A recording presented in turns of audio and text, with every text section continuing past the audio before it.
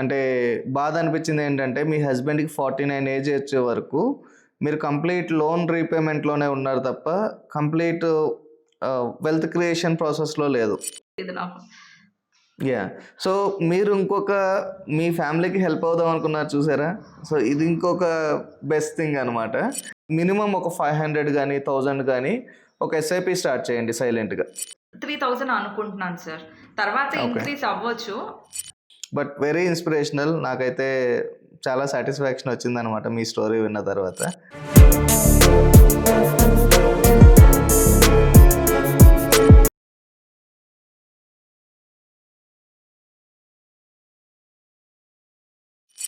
So next మనం నెంబర్స్లోకి వెళ్దామండి లక్ష్మి గారు. అంటే ఫైనాన్షియల్గా చూద్దాము. ఓకే. ఇంకేమన్నా క్వశ్చన్స్ ఉన్నాయా మనకి మనం డిస్కషన్లోకి వెళ్ళే ముందు? ఇదే సార్, హెల్త్ ఇన్సూరెన్స్ ఒకటే నాకు పెద్ద డౌట్ ఉండే. ఓకే, అది మనం కనెక్ట్ అవుదామండి ఒకసారి. డిటో వీళ్ళతో కస్టమర్ కేర్తో కనెక్ట్ అయ్యి, సో మనకి వేరే దాంట్లో ముగ్గురికి ఇస్తారేమో కనుక్కొని, ఇస్తారు అంటే ప్రొసీడ్ అవుదాం. లేదు అంటే మీరు ఎగ్జిస్టింగ్ ఏదో అప్లై చేస్తారో దానికే వెళ్ళచ్చు. ఎందుకంటే ఏ కంపెనీ కూడా ఇవ్వదని చెప్పారనుకోండి, ఎందుకంటే వాళ్ళు ఎక్స్పర్ట్స్, చాలా ఇయర్స్ నుంచి ల్యాక్స్ ఆఫ్ కస్టమర్స్తో డీల్ చేస్తున్నారు కాబట్టి, సో క్లియర్గా బ్యాక్ అండ్ టీమ్తో చెక్ చేసి చెప్తారు. సో కనుక్కొని మనము క్లోజ్ చేద్దాం. ఓకే, ఇంకా మనం నెంబర్స్లోకి వెళ్దామండి. అండ్ ఇందాక నేను 95 ఇయర్స్ వరకు వద్దని కూడా చెప్పాను కదా. నేను మీకు అంటే ఈ గ్యాప్లో నేను కొన్ని క్యాల్కులేషన్స్ చేశాను అండి, నా స్క్రీన్ షేర్ చేస్తున్నాను. సో చూసారంటే మీరు, నేనేం చేశానంటే ఒక 2 CR కవరేజ్కి ఒక 30 ఇయర్స్ పర్సన్ ఒక 15 ఇయర్స్ పేమెంట్ చేసేలాగా పేమెంట్ టెన్యూర్ పెట్టుకుంటే, ప్రీమియమ్స్ చూసామనుకోండి ఏజ్ 60కి 24,000 స్లో అండ్ స్టడీగా ఇంక్రీజ్ అవుతూ ఉంది. పాలసీ టిల్ 85 తీసుకుంటే 58,000 అవుతుంది. ఓకే, సో 2 ఆస్పెక్ట్స్ అండి. పర్ ఇయర్స్ అండి ఇవన్నీ. అవునండి, లైఫ్ ఇన్సూరెన్స్. నేను ఈ ఎక్సర్సైజ్ ఎందుకు చేశానంటే, ఇప్పుడు మనకి యాక్చువల్ నీడ్ ఒక ఏజ్ వరకు ఉంటుంది. సో మీకు యాక్చువల్ నీడ్ అయితే మీ హస్బెండ్ ఏజ్ 62 వచ్చే వరకు యాక్చువల్ నీడు, మనం 8 ఇయర్స్ బఫర్ తీసుకుని 70 ఏజ్ వరకు మనం యాక్చువల్గా తీసుకోవాల్సిన లైఫ్ పాలసీ అండి, pure term insurance policy. Okay, కాకపోతే మీరు 85, 95 వరకు తీసుకున్నారు. ఇలా తీసుకోవడం వల్ల ఈ నెక్స్ట్ ఇయర్స్లో వచ్చే ఇన్సూరెన్స్ రిటర్న్ వల్ల ఓకే వస్తే ఫ్యామిలీకి హెల్ప్ అవుతుంది డెఫినెట్లీ, కాకపోతే అవసరం లేని ఖర్చు అన్నమాట ఇది. ఓకే, అంటే ఇది అన్నీ నేను రఫ్ క్యాల్కులేషన్స్, మీరు చెప్పిన ఇన్సూరెన్స్ కాదు ఇది.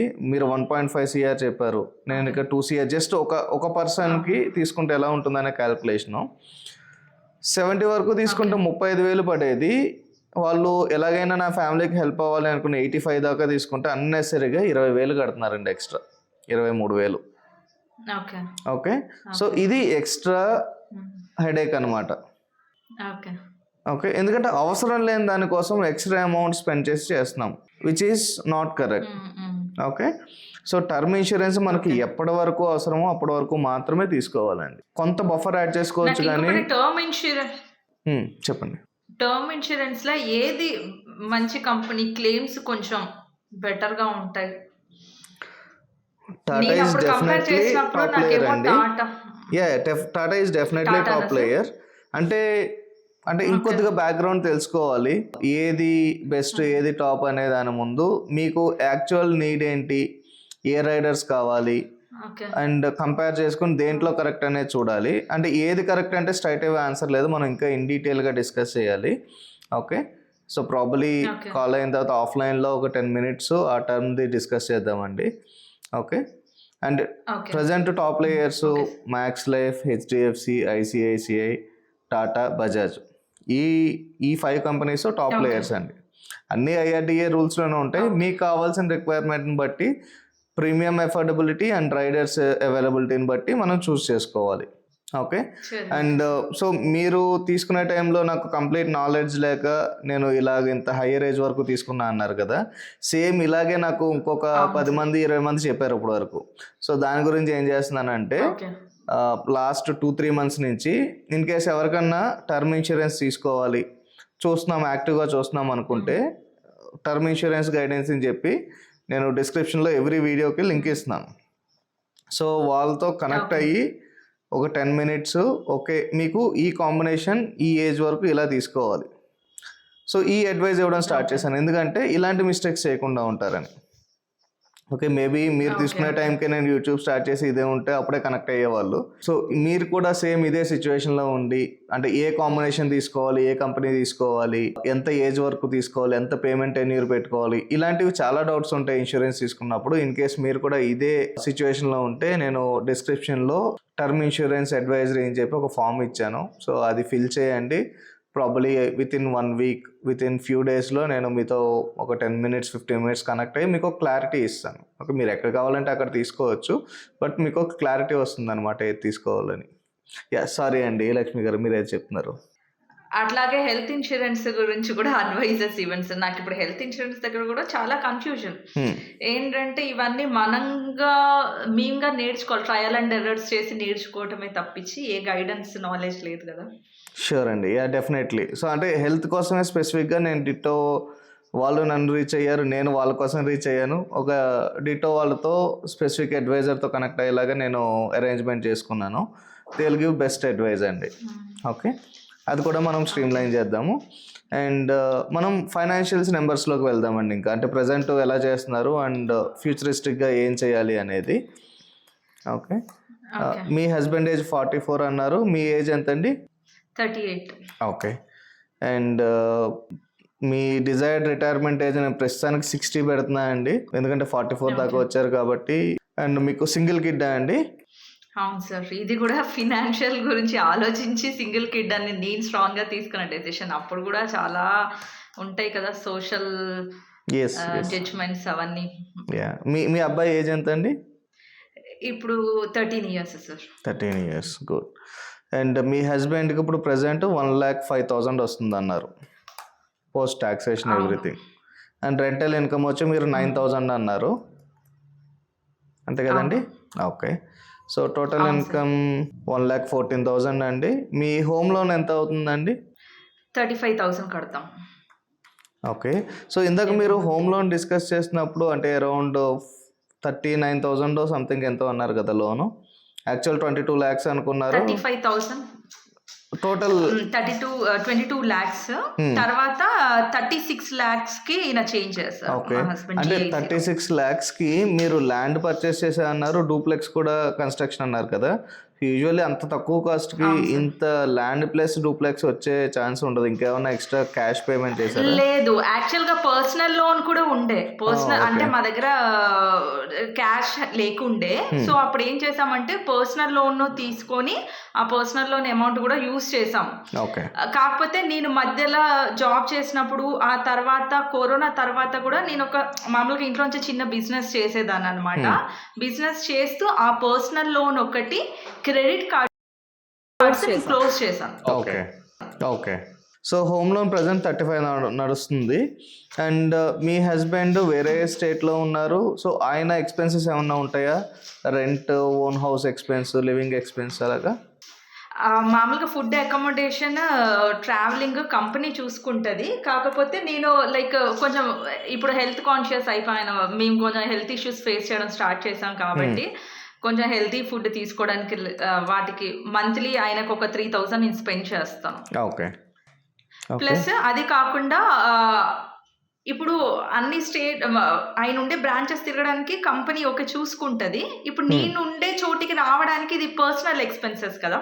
అవును, ట్రావెల్ ఇది ఒక 3,000 అవుతుంది నా ట్రావెల్, ఇది ఒక 3,000. సో 6,000 రూపీస్ నేను ఎవ్రీ మంత్ ఆయన కోసం స్పెండ్ చేస్తాను. ఓకే, ఇప్పుడు మీరు హైదరాబాద్లో ఉంటున్నారు ఎడ్యుకేషన్ కోసం.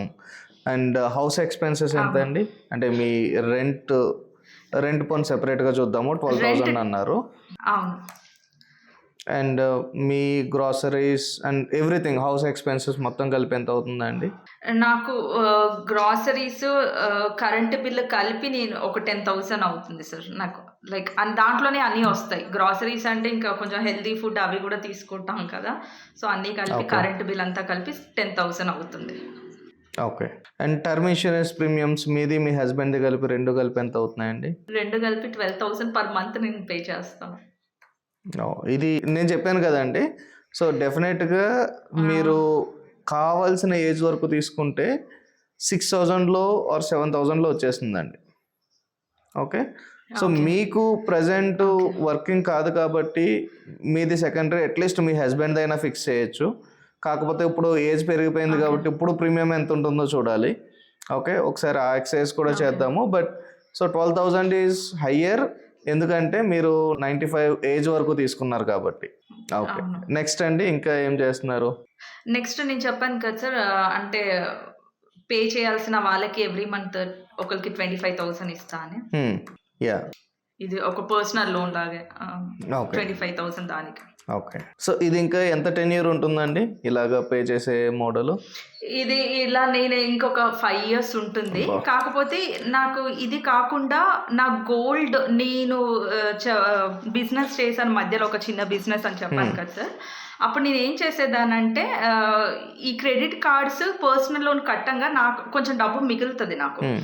నేను ఆ డబ్బుని ఒక 20,000 మిగిలిన అనుకోండి, నేను ఆ సేవింగ్స్ కింద నేను ఏం ఖర్చు పెట్టుకోకుండా, మా హస్బెండ్కి అప్పుడు 80,000 శాలరీ వచ్చేది కదా, ఈ 80-20 కలిపి 1 lakh అయ్యేది కదా. 1 lakh నేను తక్కువ వేస్టేజ్లా గోల్డ్ చైన్ ఇదంతా కొన్ని జ్యువెలరీ షాప్స్లో 2% వేస్టేజ్కి వచ్చేస్తుంది. అట్లా తీసుకొని గోల్డ్ చైన్ తీసుకొని మేము ఉంటుంది కొంచెం అవుటర్ కదా, అక్కడ గోల్డ్ లోన్కి రేట్ ఆఫ్ ఇంట్రెస్ట్ తక్కువ. సో బ్యాంక్లో పెట్టేస్తే నాకు మళ్ళీ ఒక 75,000 వచ్చేసేది అమౌంట్. 1 lakh వాల్యూది పెడితే బ్యాంక్లో మనకు ఒక 75,000 వస్తుంది కదా, మళ్ళీ దాంతో ఇల్లు రన్ చేసేదాన్ని. అట్లా బ్యాంక్లో గోల్డ్ వచ్చేసి ఇప్పుడు నేను ఒక 9 lakhs పే చేయాలి. కాకపోతే దాని వాల్యూ చాలా ఎక్కువ. నేను తీసినప్పుడు 7,000 ఉండే గోల్డ్ గ్రామ్, 6,500 7,000. ఇప్పుడు చాలా పెరిగింది. కాకపోతే అదొక 9 lakh గోల్డ్ లోన్ ఉంది. సో నేను ఈ 25,000 ఎవరికి పే చేస్తూ వస్తున్నాను కదా ఎవ్రీ మంత్. కొంతమందికి దాంట్లో 3 lakhs, కొంతమందికి 4 lakhs ఉంది. వాళ్ళది అయిపోయినప్పుడు వాళ్ళకి అట్లాగే పే చేస్తున్నా అనుకొని నేను ఈ గోల్డ్ లోన్ పే చేస్తారు. ఓకే, ఓకే, అర్థమైందండి. సో మొత్తం నాకు ఈ ప్రాసెస్ ఈ 5 years. ఓకే. సో ఇది నిజంగా చాలా పెయిన్ఫుల్ అండి, ఎందుకంటే సో మనము ఎంజాయ్ చేయకుండా మనం తీసుకొని మనీని జస్ట్ మీరు మధ్యలో మిడిల్ మ్యాన్ లాగా ఉండి మీడియేట్ చేసి వేరే ఫ్రెండ్స్ని ఇన్వెస్ట్ చేయించారు కాబట్టి ఇది మీరు పే చేయాల్సి వస్తుంది. ఓకే, అండ్ ప్రజెంట్ చాలా స్కామ్స్ జరుగుతున్నాయండి. కొంచెం ఇది అది వచ్చి సగం అమౌంట్, ఇంకొక సగం అమౌంట్ వచ్చేసి అదే పర్సనల్ లోన్లో నేను చెప్పాను కదా, ఇక్కడ ఎమోషనల్ బ్లాక్మెయిల్ వల్ల వీళ్ళు మాకు డబ్బులు ఇవ్వాలి అనేసి మా అత్తయ్య మామయ్య మా హస్బెండ్ దగ్గర నుంచి క్రెడిట్ కార్డ్ నుంచి డబ్బులు తీపిచ్చి బయట అప్పులు చేయించి అట్లా అంతా కలిపి అనమాట ఆ అమౌంట్. ఓకే, ఓకే అండి, గాట్ ఇట్. సో గోల్డ్ లోన్కి ప్రజెంట్ ఏం పే చేయట్లేదు, సో ఆ 25,000నే రీపే చేసేస్తారు. అవును, నేను తర్వాత జస్ట్ ఇయర్లీ వన్స్ ఇంట్రెస్ట్ కడుతూ వస్తాను. ఓకే అండి. ఇంకా మీ బాబు స్కూల్ ఫీజు అండి, అది మనం క్యాల్కులేట్ చేయలేదు. అవును, స్కూల్ ఫీజు వచ్చేసి నాకు ఇప్పుడు ఇయర్లీ 1,20,000 పడుతుంది. ఓకే, అంటే మంత్లీ 10,000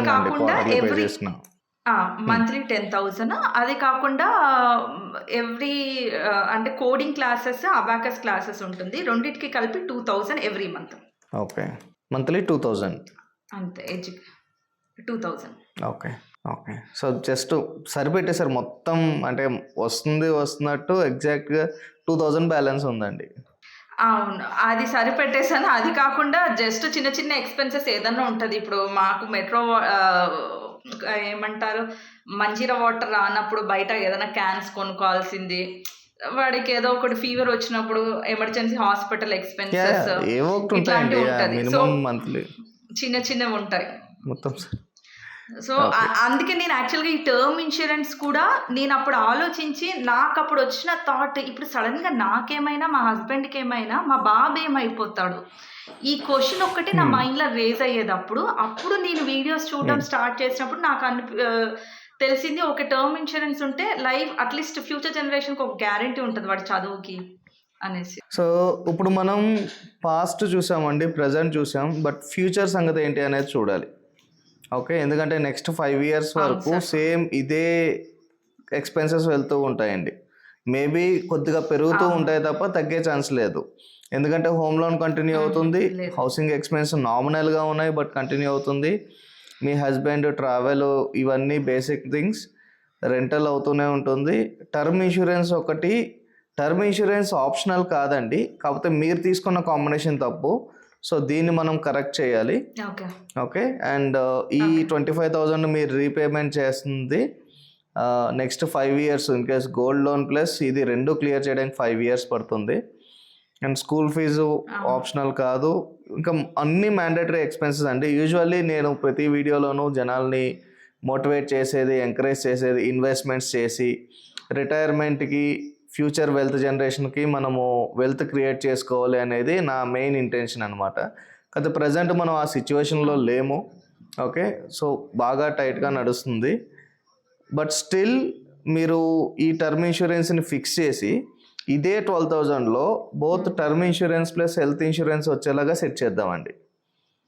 ఓకే, ప్లస్ అది కాకుండా మంత్లీ అంటే మీరు ప్రాక్టికల్గా ఇంకొద్దిగా డిఫరెన్స్ ఉంటుంది మనం చెప్పిన థియరిటికల్ కాకుండా. మినిమం ఒక 500 కానీ 1000 కానీ ఒక ఎస్ఐపి స్టార్ట్ చేయండి సైలెంట్గా. ఓకే, ఏంటంటే ఇదే 500 చెప్పండి. సారీ, మా హస్బెండ్ ఇది అడగమన్నారు సార్ ఎస్ఐపి. నేనేంటంటే మామూలుగా ఆన్లైన్ హిందీ ట్యూషన్స్ స్టార్ట్ చేయబోతున్నాను. మేము ఉండే స్టేట్లో ఎట్లా అంటే హిందీ ట్యూషన్స్ అనేది చాలా డిమాండ్. సో ఇప్పుడు మా బాబు ఎడ్యుకేషన్ చూసుకుంటూ నేను హిందీ ట్యూషన్ స్టార్ట్ చేశానంటే నాకు కొంచెం ఇన్కమ్ వస్తుంది. అదే నేను ఎస్ఐపి కింద చేద్దాం అనేసి అనుకుంటున్నాను. మీరు మిమ్మల్ని అడ్వైజ్ అడుగుతాను. నాకు కంప్లీట్ గా తెలీదు ఎట్లా స్టార్ట్ చేయాలి, ఏం చేయాలి, ఏమీ తెలియదు నాకు. సో మీరు ఇంకొక మీ ఫ్యామిలీకి హెల్ప్ అవుదాం అనుకున్నారు చూసారా, సో ఇది ఇంకొక బెస్ట్ థింగ్ అనమాట. సో డెఫినెట్గా ఎంతైతే అమౌంట్ వస్తుందో ఆ అమౌంట్లో ముందు మనం ఎమర్జెన్సీ ఫండ్ కొద్దిగా సెట్ చేద్దామండి.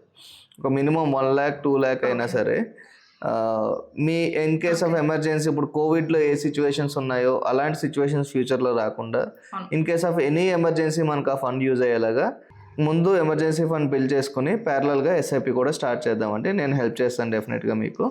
ఓకే, సో అది గుడ్ ప్లాన్ అండి. దాంతో మీరు అంటే అట్లీస్ట్ మీరు ఎంత యాంటిసిపేట్ చేస్తున్నారు మీ ట్యూషన్స్ వల్ల వచ్చే అమౌంట్? నేను ఫస్ట్ మినిమమే 3,000 అనుకుంటున్నాను సార్. తర్వాత ఇంక్రీజ్ అవ్వచ్చు. నేను జస్ట్ ఒక 3,000 అయితే అనుకుంటున్నాను. డెఫినెట్లీ అండి. మినిమం 500తో అయినా స్టార్ట్ చేయొచ్చు, 100 రూపీస్తో అయినా స్టార్ట్ చేయొచ్చు. స్టార్ట్ చేసి లాంగ్ టర్మ్ కంటిన్యూ చేయడం ఇంపార్టెంట్ అండి. 16 years అంటే నేను ఇంకా ఏజ్ రిటైర్మెంట్ 60 వరకు పెట్టుకుంటే అట్లీస్ట్ మనం ఇప్పటి నుంచి స్టార్ట్ చేస్తే ఒక 17 lakhs అక్యుములేట్ అవుతుందండి.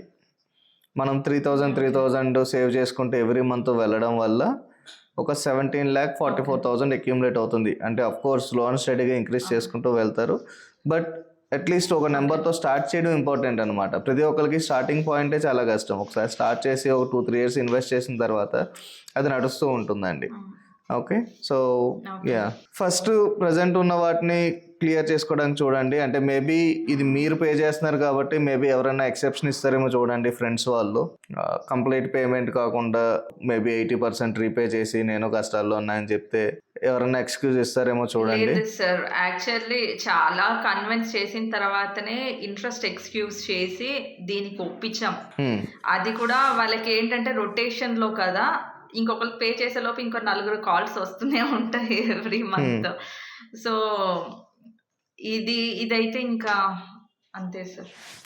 ఓకే అండి. ఎందుకంటే మీ హస్బెండ్ ఇంకా మా పైన బర్డెన్ ఇంకా యాక్చువల్గా ఇంకా కూడా బర్డెన్ ఉంది. ఇంకా మా మామయ్య చెప్పాలంటే ఇప్పుడు కూడా మమ్మల్ని ఫినాన్షియల్ ఇది కావాలి.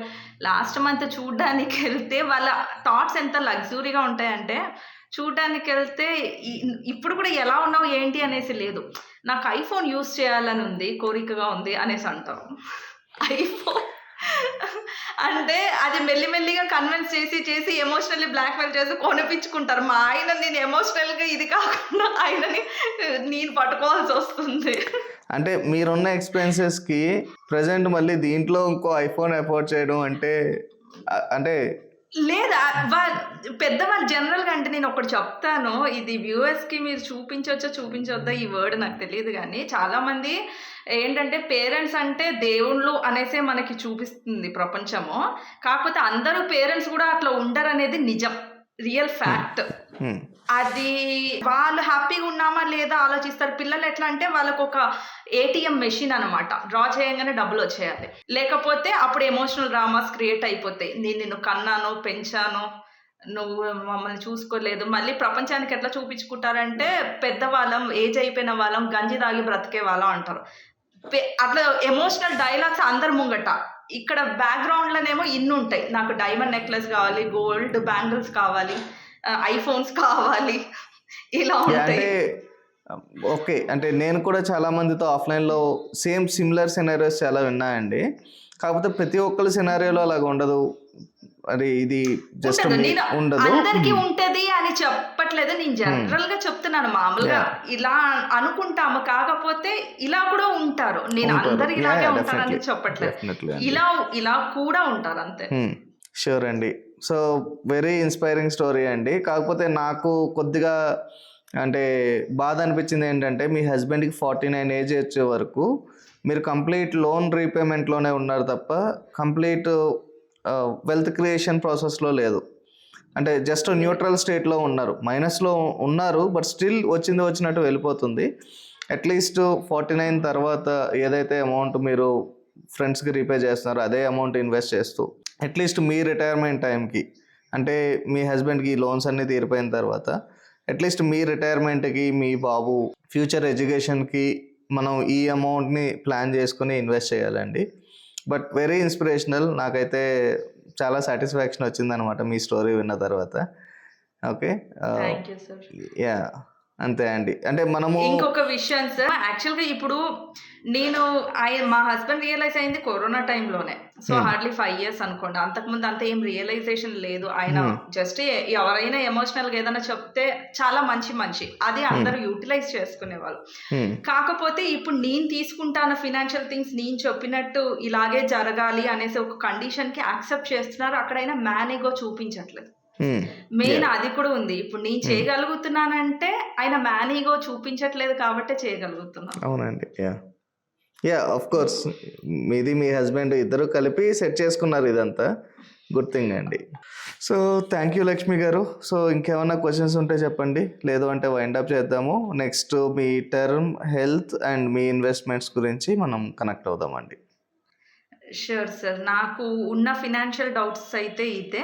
టర్మ్ గురించి, హెల్త్ ఇన్స్యూరెన్స్ గురించి డౌట్స్ ఉండే. ఎస్ఐపి ఎట్లా చేయాలని నాకు అసలు ఏమీ తెలీదు. సో, మీ దగ్గరే అడ్వైస్ తీసుకుంటాను. ష్యూర్ అండి. ఇంతే సార్. సార్ ఇంకొకటి మట్టుకు నేను చెప్పాలనుకుంటున్నాను. ఇప్పుడు మా బాబు 13 ఇయర్సే. కాకపోతే వాడిని చాలా చిన్నగున్నప్పటి నుంచి ఎట్లా మోల్డ్ చేసేసానంటే, ఇంట్లో జరుగుతున్న సిట్యుయేషన్స్ అన్నీ వాడు కళ్ళారా చూసాడు. యాక్చువల్‌గా పిల్లలు చూడొద్దు. ఇంట్లో జరిగే గొడవలు ఏదైనా. సో, వాడికి నేను ఓపెన్‌గా మన ఫినాన్షియల్ సిట్యుయేషన్ ఏంటి? ఎట్లా పోతుంది? ఏంటి? ఎవ్రీ మంత్ వాడికి చూపించుకుంటూనే నేను అన్నీ పే చేస్తూ ఉంటాననమాట. సో, వాడి బ్రెయిన్‌లో గూడా ఎట్లా ట్యూన్ అయిపోయిందంటే, అసలు అన్నిటికంటే ఫినాన్షియల్ మేనేజ్‌మెంట్ అనేది పెద్ద ఎడ్యుకేషను. ఫస్ట్ మనం చదువుతో పాటు ఇది గూడా నేర్చుకోవాలి అనేసి వాడికి ఒక క్లారిటీ వచ్చిందనమాట. వాడికి ఎప్పుడైనా నా దగ్గర డబ్బులు మిగిలితే 100, 200 అట్లా ఇస్తాను కదా! వాళ్ళ ఫ్రెండ్స్ లగ్జూరీగా ఏదైనా కొనుక్కుంటున్నా కూడా స్మార్ట్ వాచెస్ అది ఇది కొనుక్కుంటున్నా కూడా మామూలుగా 'rich dad poor dad' book నేను చదువుతాను. నాతో పాటు వాడు కూర్చొని చదువుతూ ఉంటాడనమాట. ఏదైనా చూస్తాడు. చూసి వాడు క్యాలిక్యులేషన్ చేసుకుంటాడు. ఓహ్! వాళ్ళ ఫ్యూచర్ పూర్ డాడ్స్. సో, నేను దీన్ని సేవ్ చేసి నేను దీన్నేమన్నా కొంటే గోల్డ్ కానీ, సిల్వర్ కానీ లేకపోతే వాడికి షేర్స్ ఇవి కూడా అర్థమవుతున్నాయి. ఎస్ఐపిసివి ఇట్లుంటాయి అనేసి అర్థమవుతున్నాయి. నేనిక్కడ ఇన్వెస్ట్ చేసుకుంటే నేను రిచ్ డాడ్ అవుతాను అనేసి ఇట్లా. సో, పిల్లలకి చాలా చిన్నగున్నప్పటి నుంచే ఇంటి ఫినాన్షియల్ థింగ్స్ కూడా ఓపెన్‌గా చెప్పి ఇది ఇట్లా చేయాలి. ఎర్నింగ్ ఒక్కటే జీవితం కాదు. ఎర్నింగ్స్‌తో కంటే సేవింగ్స్ పెద్ద విషయం. నువ్వు ఎంత సంపాదించినా గొప్ప కాదు. నువ్వు ఎంత సేవ్ చేయగలుగుతున్నావో అది గొప్ప అనేది పిల్లలకి కూడా చిన్నప్పటి నుంచే ట్యూన్ చేసేయాలి సార్ అది. చెప్పాలండి. యాహ్! డెఫినెట్‌లీ ఆ గ్యాప్ చాలా ఉందండి. ఇంక్లూడింగ్ ప్రెజెంట్ ఉన్న బీటెక్ స్టూడెంట్స్ దగ్గర నుంచి సాఫ్ట్‌వేర్‌లో జాబ్ చేస్తున్న వాళ్ళ వరకు. సో, అందరికీ వస్తున్నాయి, వెళ్తున్నాయి తప్ప ఎవరికీ అసలు ఎక్స్‌పెన్సెస్ ఎంత కంట్రోల్‌లో ఉండాలి, లోన్స్ ఎంత లిమిట్‌లో ఉండాలి, ఓకే రేపటి కోసం అట్‌లీస్ట్ కొంత అమౌంట్ సేవ్ చేయాలి. సో, ఇది రిటైర్మెంట్ ప్లానింగ్. మనకి గవర్నమెంట్ నుంచి పెన్షన్స్ ఇదివరకట్లాగా రావు గవర్నమెంట్ ఎంప్లాయీస్‌కి వచ్చినట్టు. సో, ఆ ముందు చూపు ఎవరికీ లేదు. సో నేను ఆఫీస్లో మాట్లాడుతూ ఉంటాను, చాలా మందితో మాట్లాడుతూ ఉంటాను కదా, అసలు ఫైనాన్షియల్ అవేర్నెస్ అస్సలు లేదండి. ఎందుకు అంటే మన స్కూల్లో కానీ కాలేజ్లో కానీ మనకి ఎలక్ట్రికల్ మెషిన్స్, బీటెక్లో సబ్జెక్ట్స్ ఇవన్నీ ఉంటాయి తప్ప ఎక్కడ ఫైనాన్షియల్స్ ఎక్కడ ఉండవు. సో అది చాలా ల్యాకింగ్ ఉందండి. సో అట్లీస్ట్ ఈ వీడియోస్ ద్వారా మల్టిపుల్ సినారియోస్ చూపిస్తూ జనాలకి ఇంట్రెస్ట్ వచ్చేలాగా ఇవన్నీ చేస్తూ ఉంటే అట్లీస్ట్ కొంత అవేర్నెస్ వస్తుంది. ఏం చేయాలి, ఓకే మనము ఇలా పెద్ద పెద్ద అప్పులకు వెళ్ళకూడదు. గుడ్ అండి, వెరీ గుడ్. సో మనం I'm looking forward for our next connect అండి. Thank you so much. So ఇది మన లక్ష్మి గారి స్టోరీ. సో మీకు ఏమన్నా సజెషన్స్ ఉంటే డెఫినెట్గా కామెంట్ చేయండి. నేను మిస్ చేసిన ఏదో ఒక పాయింట్ ఉంటుంది, మీరు ఇంకా బెటర్గా ఏం సజెస్ట్ చేద్దాం అనుకున్నారు, ఎలా చేయాలి, సో ఇవేమన్నా సజెషన్స్ ఉంటే కామెంట్ చేయండి. సో డెఫినెట్గా నేను సేమ్ మెసేజెస్ కమ్యూనికేట్ చేస్తాను ఆవిడకి. Thank you so much. And మీరు మన ఛానల్ ఫస్ట్ టైం చూసినట్లయితే దయచేసి ఛానల్కి సబ్స్క్రైబ్ చేయండి, అలాగే వీడియో లైక్ చేయండి, మీ ఫ్రెండ్స్కి కూడా షేర్ చేయండి. Thank you so much.